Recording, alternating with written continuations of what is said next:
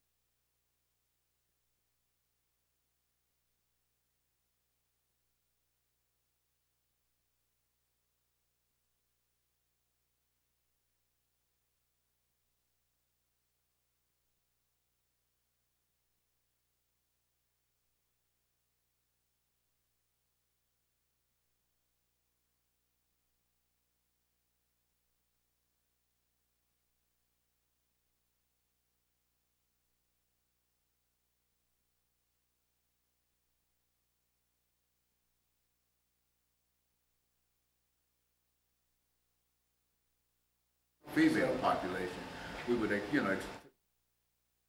that part of us and tell us. Can I get a mic check? Say your name. Tanisha Gilliard. 1, 2, 3, 4, 5, 6, 7, 8, Good. 9. Mr. Walker. Pastor Kelvin L. Walker, Nashville, Tennessee. 1, 2, 3, 4, 5, 6, 7, 8, 9, 10, 11. I can't count any higher than that. I'll start over. And so what we'll do, we'll have. Is that good? Pastor Walker. You good, Jason? Well, he has to go off headset. Okay. Yeah. Well, we'll have you Make sure this to introduce us to, make some statements about Miss Gilliard, Okay. Tanisha Gilliard, you see, and have her to talk about herself. Okay. But for the most part, after we introduce the show, we'll have you to give us some information about your background, education, and experiences, and then you tell us how you came to know Miss Gilliard, and then that'll give her an opportunity to talk about herself, and then by that time we should be out of this first 6-minute segment.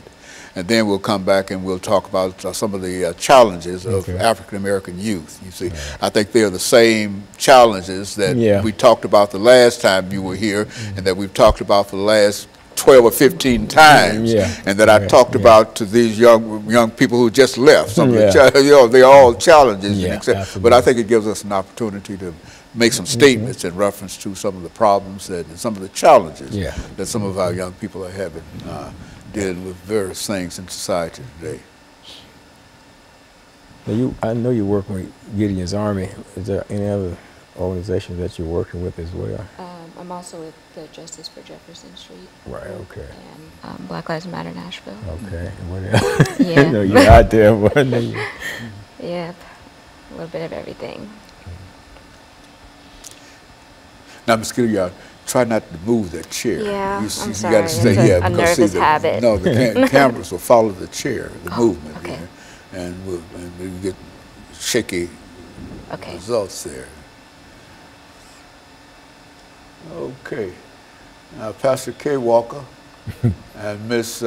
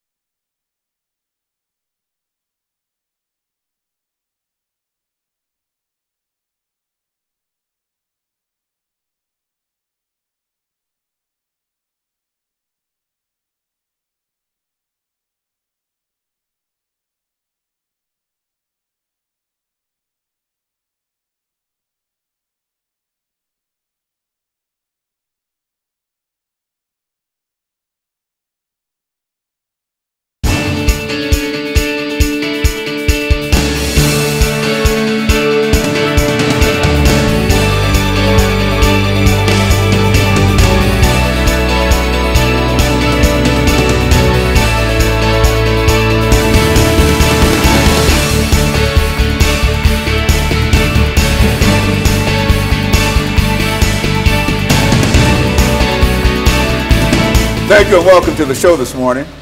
The topic this morning is challenges of African American youth, and we're fortunate to have with us to talk about some of the challenges faced by the young African American youth, male and female, Pastor K. Walker.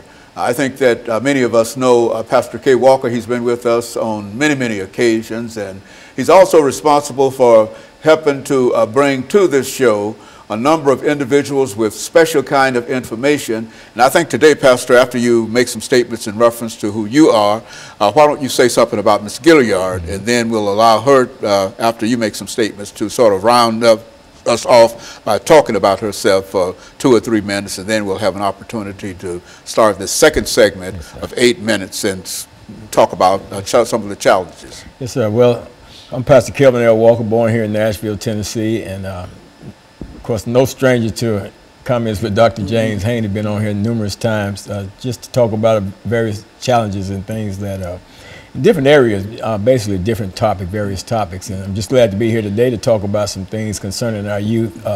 And of course, I got with me a young lady that's really active in doing some things and involved with various organizations, Ms. Tanisha Gilliard. And I met her through Gideon's Army, some work that she's been doing with Gideon's Army, which is a grassroots organization that advocates on behalf of the youth as well. So, and I'm glad to, to have her here to talk about some of her experiences and some of the things that she's dealing with in terms of Black Lives Matter and Justice for Jefferson Street and some of the other things that she's dealing with, as well as her work with Gideon's Army. As again, I say I'm no stranger to your show, Dr. Haney, and I'm glad to be here, and I just really want to hear from her because I know she's got a wealth of information that she can share with us. Very good. Ms. Gilliard, why don't you give us some information about your background, your education, and some of the experiences. I think we've got about 4 minutes before this segment ends for today, and so take as much of that time as you would like to talk about your background, to give us sort of an overview in terms of who you are and how you became involved with what you're doing and some of the programs that you're working with from that perspective. Okay. First, I want to say thank you very much for the invitation to speak on your show this morning or afternoon. My name is Tanisha Gilliard. I was born in Oceanside, California, which is in San Diego County.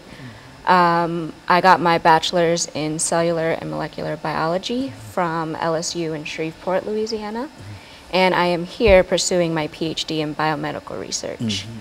I got involved with activism, community advocacy things when I moved here to Nashville, maybe a few months after I met Rashida Fatuga with Gideon's Army. Like Pastor Walker was saying, it's a grassroots army for children where we really focus on identifying and attacking the root causes of the school to prison pipeline through restorative justice practices, both in the schools, in the communities, and in the juvenile court system. I'm involved in a lot of other community organizations like Pastor Walker alluded to, really fighting the different ways that Black youth, Black adults, our community is affected. You know, Pastor Walker, I think we've talked about this topic on many occasions, and I think that she introduced another thing that is quite popular now and or quite infamous as far as some people are concerned, Black Lives Matter, you see, and I think that it's within that framework that we want to try to give out as much information as we possibly can today. Absolutely. In terms of what our young people must do and some of the challenges that are facing many of them and how they might be able to overcome some of these challenges. Absolutely. But first, let me tag in behind what Tanisha was saying. You take a young woman that's actively pursuing her educational degrees and the like, but at the same time is taking time to deal with issues. Because I noticed when she said concerning her degrees, her field of study doesn't seem to go lend itself with what she's actively pursuing in terms of working with Black Lives Matter and Justice for Jefferson Street. Not directly, anyway. Okay, but not directly, but you know, it's kind of tied in a sense. But you know, the thing is, what's impressive to me is that the point I'm making here is that it's her focus is not exclusively on just getting the degrees, but at the same time, while en route to the degrees, being able to advocate on behalf of others and work on behalf of others and making a difference in the lives of others. And that's what's impressive to me, because a lot of people, they get single-sighted and that's all they're looking at. And regardless of all the things that's going on around them, they still don't veer off into it and do anything about it. So I'm impressed by that. What she's doing in her activism. Her whole idea of social consciousness, I think, is one of the things that sort of brings us to her in a real sense. And so what we'll do, we'll take this first commercial break, and we'll be back with our audience following this very, very short commercial break.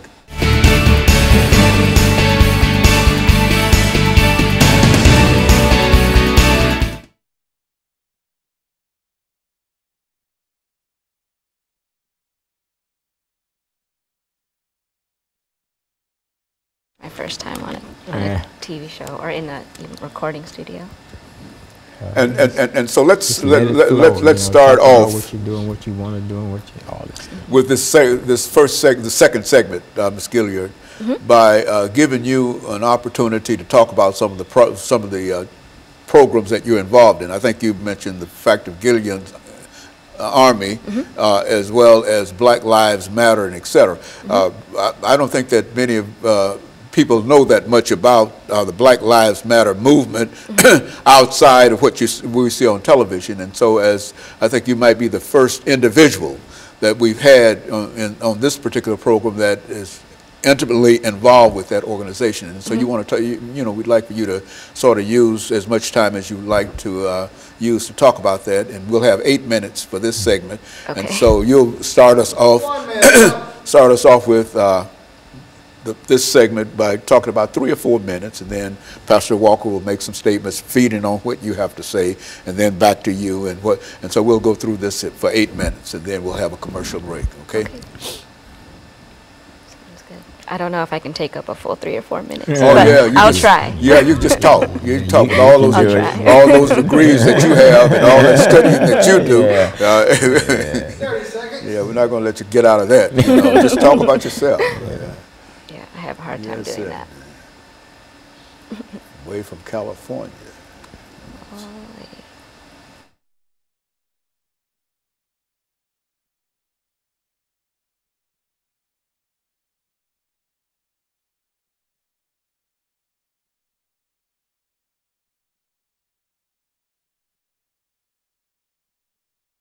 Thank you and welcome back to the second segment of the show for today. We're talking to Pastor K. Walker and Ms. Gilliard in reference to some of the challenges of African American youth, both male and female.